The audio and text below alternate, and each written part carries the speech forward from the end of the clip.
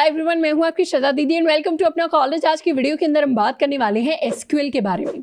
अब बात करेंगे सबसे पहले कि एसक्यूएल होता क्या है, उसके बाद बात करेंगे कि जो जो जॉब प्रोफाइल्स हैं जिसमें एसक्यूएल की ज़रूरत पड़ती है वो कौन कौन सी हैं, एंड फिर बात करेंगे कि अगर आपको प्लेसमेंट्स के लिए एसक्यूएल या डेटाबेसेस के बारे में सीखना है तो वो हम कहाँ से जाकर सीख सकते हैं।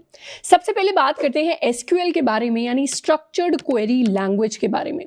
अब अगर पुराने ज़माने की बात करें तो पहले क्या होता था, हम अपने पूरे डेटा को इस तरीके से फाइलों के अंदर स्टोर करते थे और हमारे पास बहुत सारा डेटा इकट्ठा हो जाता था फाइलों की फॉर्म में।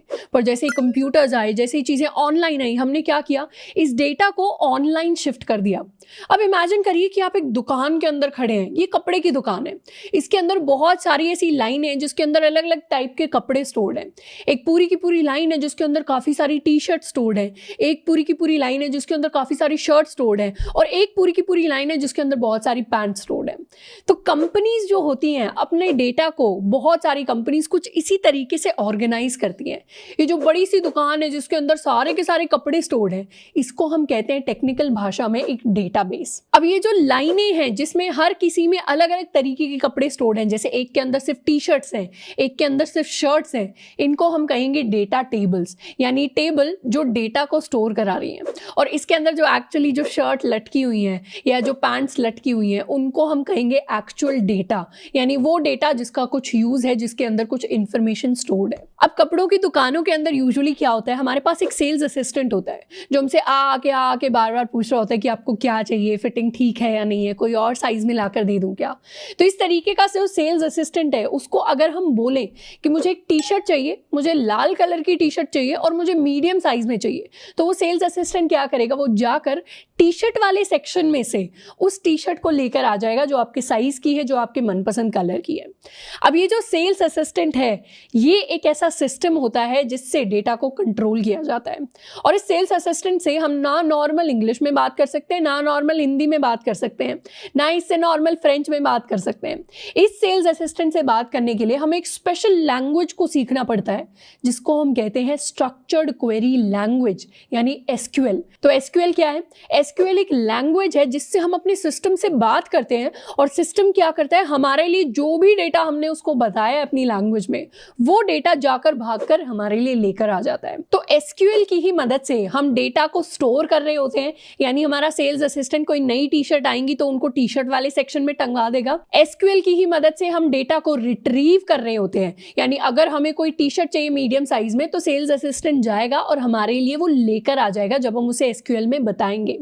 और एसक्यूएल की ही मदद से हम अपने डेटा को मैनिपुलेट करते हैं, यानी कौन सी टी शर्ट को पहले टांगना है, कौन सी टी शर्ट को बाद में टांगना है, ये हम अपने सेल्स असिस्टेंट को बता सकते हैं और वो उस हिसाब से चीज़ों को कर हमें दे देगा। अब ये जो एसक्यूएल लैंग्वेज होती है ये सिर्फ रिलेशनल डेटाबेसेस पर चलती है, यानी एक स्पेशल टाइप की आपकी दुकान होती है जिसके अंदर डेटा स्टोर्ड है, जिसको हम रिलेशनल कहते हैं। रिलेशनल डेटाबेसेस वो डेटाबेसेस होते हैं जिसके अंदर सारा डेटा टेबल्स की फॉर्म में स्टोर होता है। बचपन में आपने देखा होगा कि टीचर एक अटेंडेंस का रजिस्टर रखती थी जिसमें एक तरफ आपका नाम होता था, एक तरफ रोल नंबर होता था, फिर प्रेजेंट और एब्सेंट के बहुत सारे कॉलम्स बने होते थे। इसको हम कहते हैं एक टेबल। जब इसी टेबल की फॉर्म में ऑनलाइन डेटा स्टोर्ड होता है तो उसको हम रिलेशनल डेटाबेस कहते हैं। अब अगर मैं नॉर्थ इंडिया की बात करूं तो यहाँ पे सिर्फ हिंदी नहीं बोली जाती, यहाँ पे हिंदी के साथ आपको हरियाणवी दिख जाएगी, थोड़ी बहुत राजस्थानी एक्सेंट दिख जाएगी। तो उसी तरीके से एसक्यूएल का सिर्फ एक प्योर फॉर्म नहीं होता, एसक्यूएल के भी अलग अलग डायलेक्ट्स होते हैं, जैसे टी एसक्यूएल हो गया, पीएल एसक्यूएल हो गया या फिर जेट एसक्यूएल हो गया। अब बात करते हैं एसक्यूएल की एप्लीकेशंस के बारे में। अब सबसे पहले और सबसे बेसिक एप्लीकेशन तो यही हो जाएगी कि आपको अपने कॉलेज की कोई वेबसाइट बनानी है या फिर आपको अपने रेज्यूमे में डालने के लिए कोई प्रोजेक्ट बनाना है। अगर आप कोई वेबसाइट बना रहे हैं तो उसके अंदर आपको कुछ डेटा स्टोर कराना पड़ेगा। जैसे फेसबुक क्या करती है, आपका ईमेल स्टोर कराती है, पासवर्ड स्टोर कराती है, कितने लोग आपको फॉलो करते हैं, कितने लोग आपके दोस्त हैं, कौन कौन सी फ्रेंड रिक्वेस्ट आई हुई है, ये सारा डेटा। वैसे ये सारा डेटा कहाँ स्टोर होता है, ये स्टोर होता है उस दुकान में, उस डेटाबेस के अंदर। तो इसको स्टोर कराने के लिए आपको एक डेटाबेस बनाना पड़ेगा एंड वहां हम एसक्यूएल को यूज कर सकते हैं।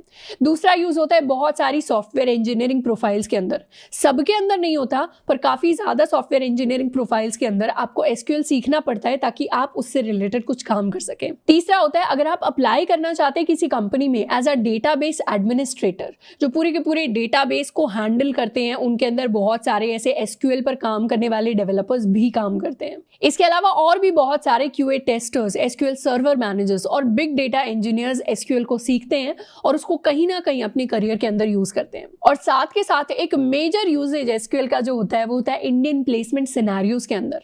यानी यहाँ पर हमें 3-4 थ्योरी सब्जेक्ट्स पढ़ने पड़ते हैं जिसमें से एक एसक्यूएल होता है, जिससे रिलेटेड काफी सारे सवाल आपसे इंटरव्यूज के अंदर पूछे जा सकते हैं। अब अगर आप एक ऐसे स्टूडेंट है, फाइनल ईयर में है या फिर इंटर्नशिप्स की तैयारी कर रहे हैं, प्लेसमेंट्स की तैयारी कर रहे हैं, तो एसक्यूएल के लिए हमने ऑलरेडी आपको बहुत सारे नोट्स दिए हुए हैं। उन नोट्स के अंदर हमने एसक्यूएल के साथ साथ डेटाबेसेस और उससे रिलेटेड काफी सारी थ्योरी को भी इंक्लूड किया है, जिसका लिंक आपको नीचे डिस्क्रिप्शन बॉक्स के अंदर मिल जाएगा। आई होप कि इस वीडियो को देखकर हम एसक्यूएल को और ज्यादा डिटेल में और बहुत ही सिंपल तरीके से समझ गए होंगे। एंड इनफैक्ट अगर आपका इंटरव्यूअर आपसे सेम सवाल पूछता है तो आप उनको सिमिलर एनालॉजी देकर समझा सकते हैं।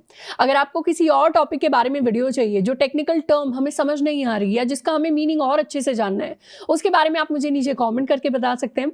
आज के लिए इतना ही, मिलते हैं नेक्स्ट वीडियो में। Till then keep learning and keep exploring.